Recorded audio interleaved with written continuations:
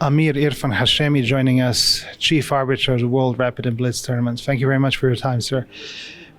We had an issue here in the Blitz and in the Rapid, at the beginning of the Rapid, with some players not fully following the dress code. Let's start with the question, what does the dress code stipulate when it comes to these events? Actually, the dress code is mentioned in rules in order to show a good picture of one event, and for official events it is necessary for players to follow the dress code. And when we are in Rapid and Blitz Chess Championship, this is a world competition and in the highest level, so players are to follow these rules in order to show a good picture of our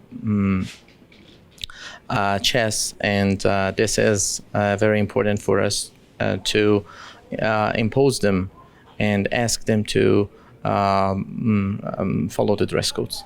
So what does the dress code generally imply? How do the players need? Actually, players need to wear officially clothes. I mean, not casual, classic clothes, maybe is a definition and the most appropriate one. But some casual dresses are also acceptable. For example, cotton trousers or something. But for example, jeans, shorts, or t-shirts are not good and appropriate for such events. And when a player appears dressed inappropriately, what is the procedure? What happens then? So if a player appears not according to the rules of a competition in the dress code aspects of view, so he shall change the dress.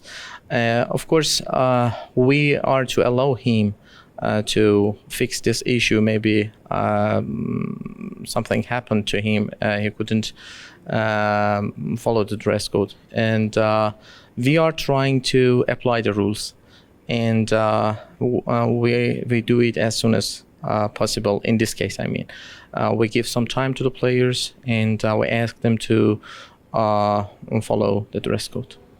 And what would happen in the case that there is a genuine issue? For example, a player came and went to the tournament, they flew from a different country, they have one jacket, for example, and on their way to the playing hall, that jacket got completely ripped. And they're obviously unable to replace it because they don't have anything in the reserve. What would happen in such a potential situation?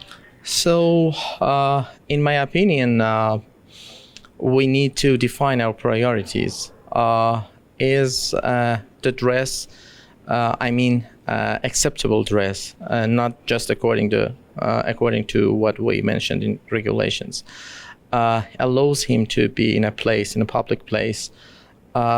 In my opinion, we can do, and we can allow the player and give him a chance to fix his problem or her problem, because we are here in a chess competition as a family, and we shall understand each other. We shall,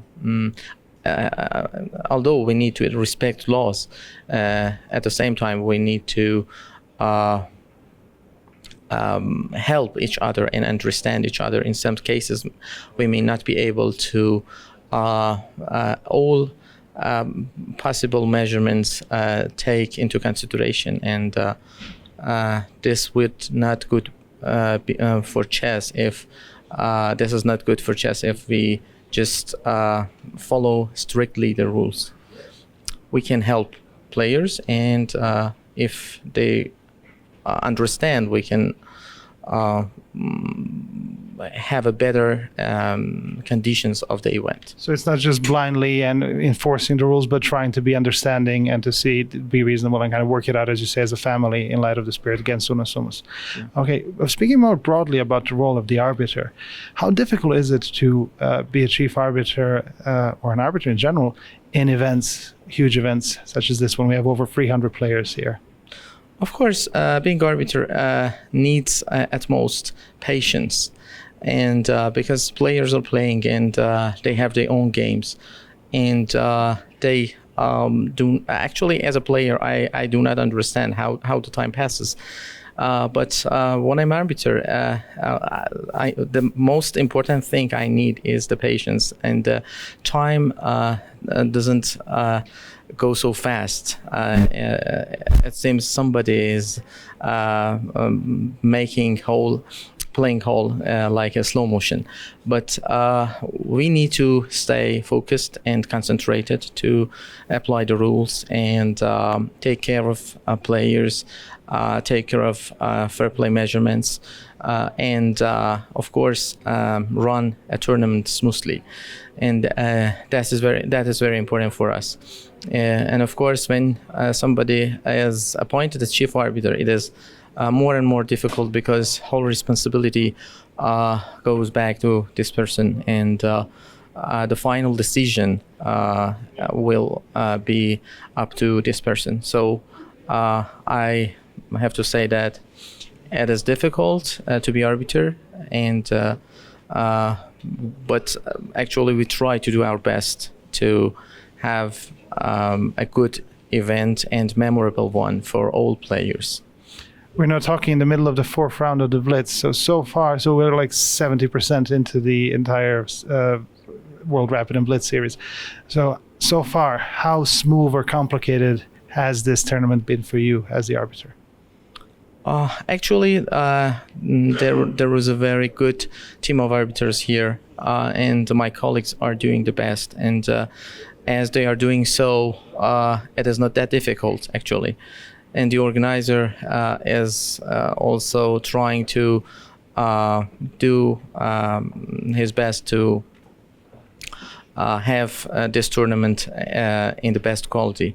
So with this cooperation, I think we won't have serious problems. And if any issue happens, we try to solve it. Chief Arbiter Erfan Hashemi, thank you very much for your time. You're welcome.